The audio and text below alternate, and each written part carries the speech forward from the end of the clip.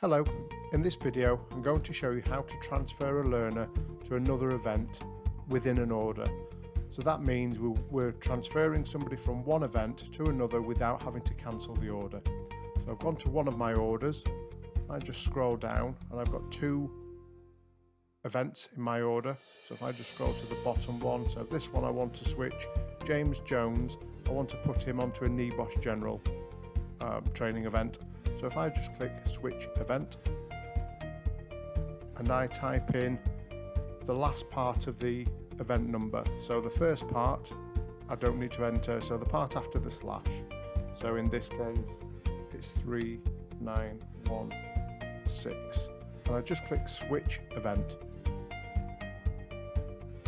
Change is saved, so if I scroll down, and that's now switched the event from the first aid to the NEBOSH.